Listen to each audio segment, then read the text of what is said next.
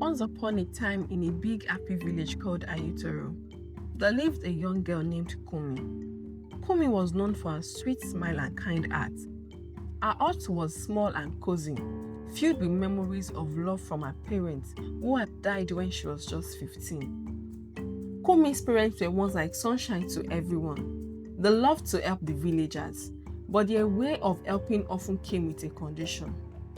If someone came to them in trouble saying, "Oh, I need help, my crops have failed," or "My cow is sick," Kùnmí's father would nod and say, "Okay, I can help you, but can you give me something? Maybe a small piece of land or a little hut, just to hold until you pay back." Some villagers whispered, "They help us, yes, but they take our lands when we can't pay fast." This made many fearful of asking for help. Kùnmí always felt a little sad about this. She wished there could be a way to help people without making them afraid of losing their homes. She promised herself that one day she would help others in a kinder way. One chilly evening, as the sun dipped behind the hills, painting the sky with strokes of orange and pink, Kùnmí was tidying up her stall in the village market. Her stall was filled with colorful fruits and sweet-smelling spices. They drew many people every day, but packing up was always a little lonely and very tiring. Just as Kùnmí was folding her last tablecloth, she heard a gentle voice, "Need some help?" Kùnmí looked up and saw Adéólá, a neighbor from across the market. Kùnmí, a bit surprised but happy, nodded. Together, they stacked the basket and folded the clothes. Though Adéólá's family had once lost their farmland because of Kùnmí's father's loan, she chose kindness, she told herself. Kùnmí is not her parent, she is my friend. That evening, as the market lanterns dimmed and Ayutoro settled into the night, Kùnmí and Adéólá walked home together. They laughed about silly things, the dogs waddling across the market square, or how the old village dog always managed to find treats. For the first time in a long while, Kùnmí felt a warm glow in her heart. She had made a true friend, one who understood the whispers of the past, but looked at her and saw only Kùnmí, not the shadow of old stories. From that night, Kùnmí was no longer just the girl at the stall. She was Adéólá's friend, and together, they were going to make countless happy memories in their big, bright village. Every morning, they met and walked to the market side by side, laughing like two peas in a pod. Adéólá helped at the stall, arranging fruits neatly and chatting with customers until they grew to love her too. In the afternoons, when the sun was softer, the two friends worked in Kùnmí's farm.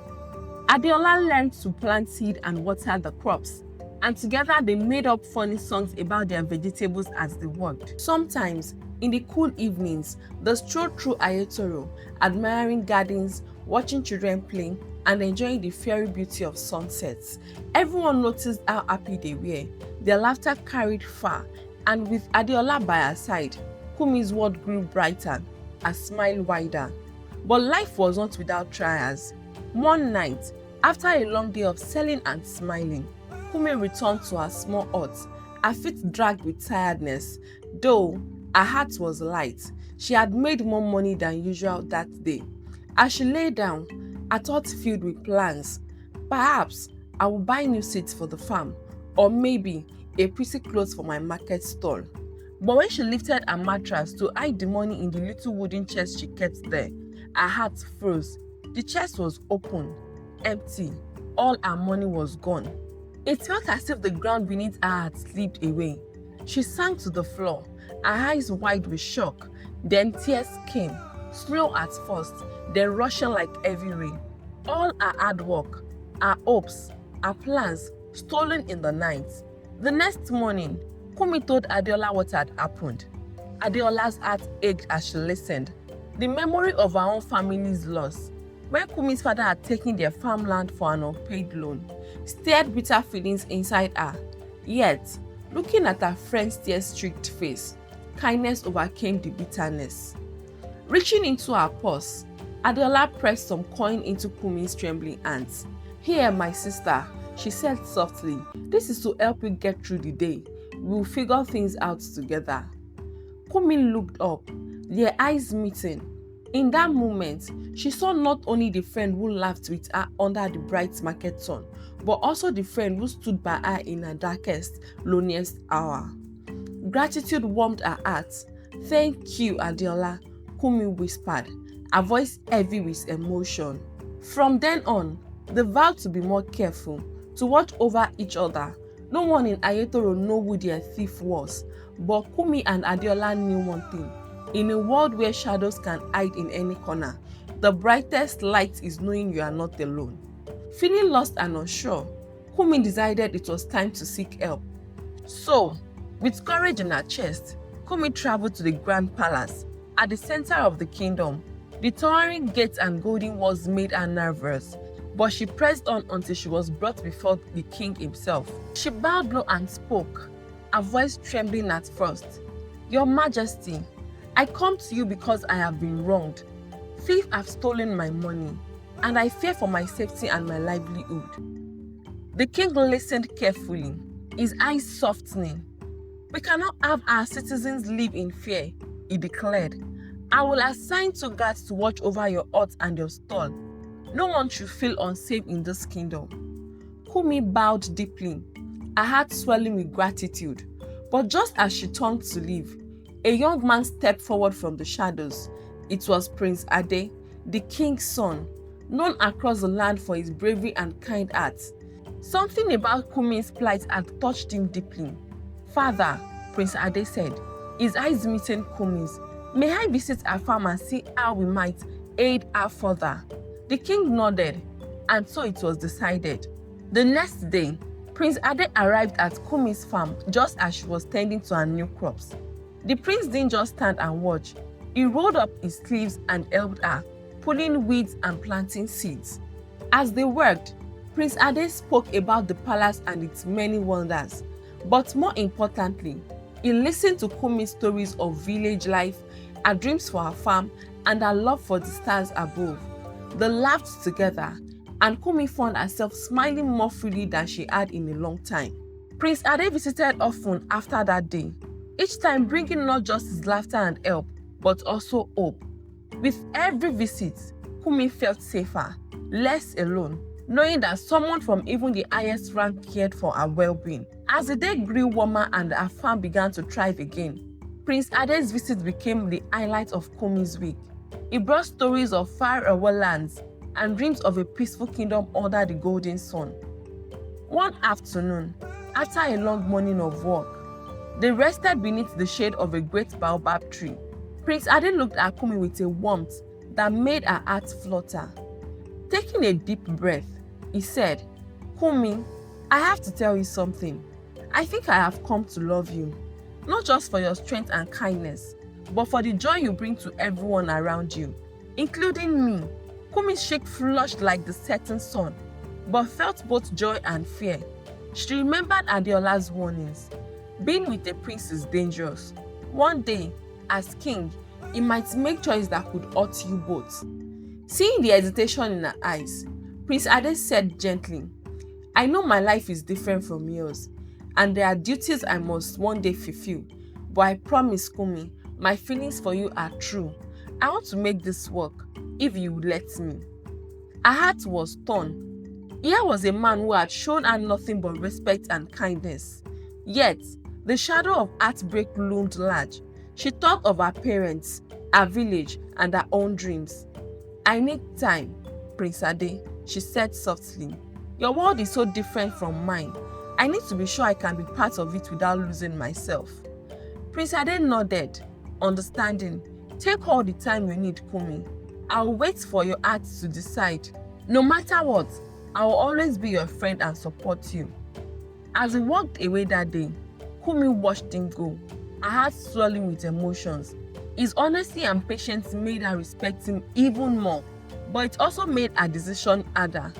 Love was blooming, delicate and beautiful, yet entwined with fear and what-ifs, like the vines coiling through a garden.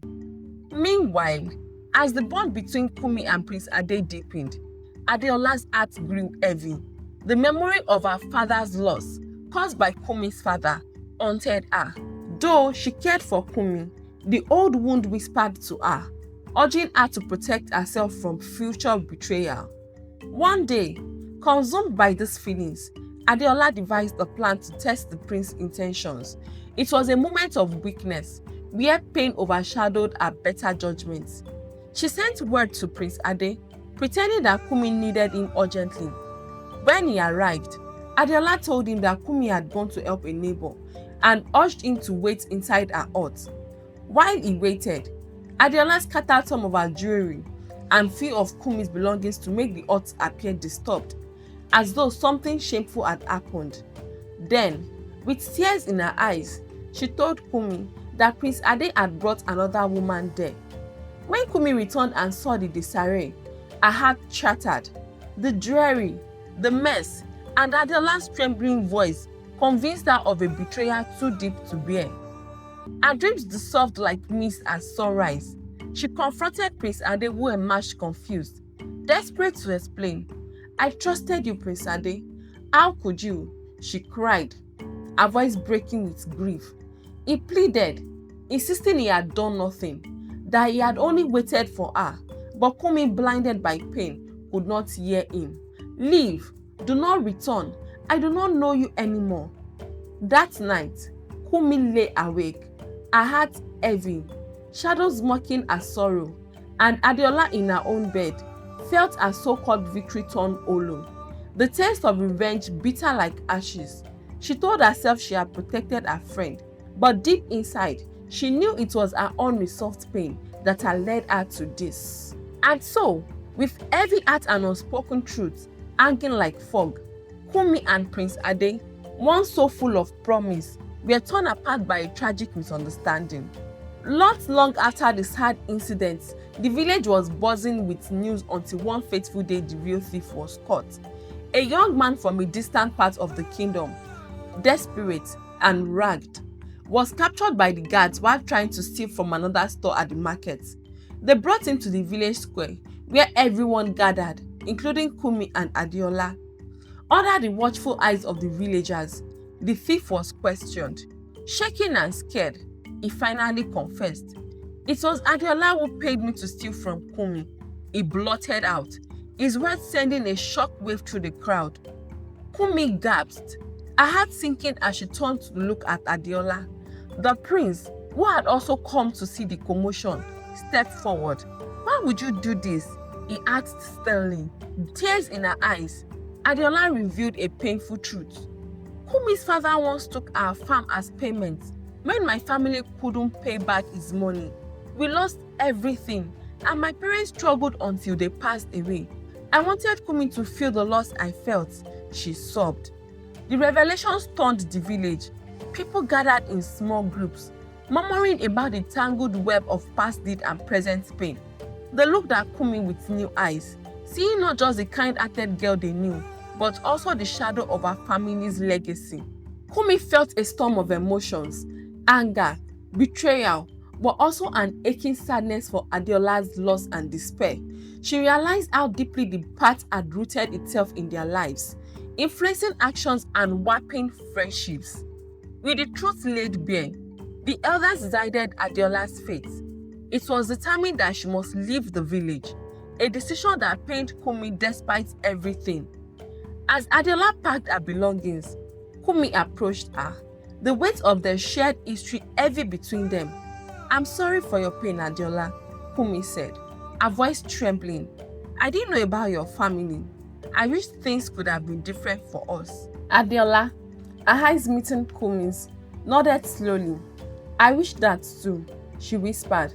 "Maybe in another life, we could have been sisters under better stars." With that, Adéólá left, her departure making the end of chapter filled with loss and lessons learned the hard way.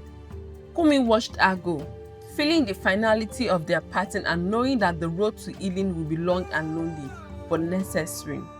After the truth came out, Prince Adé found Kùnmí sitting alone by the river, looking out at the water. He sat beside her and explained everything from his perspective. He told her how he had only fallen asleep and nothing shameful had happened in Adéolá's hut.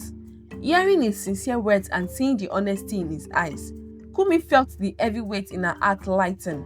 She forgave Prince Adé, realizing the true extent of Adéólá's deception. As they talked more, Kùnmí and Prince Adé discovered a deep connection built on mutual respect and understanding. With time, their friendship blossomed into love. They decided to marry, uniting not just their hearts, but also bringing their communities closer together.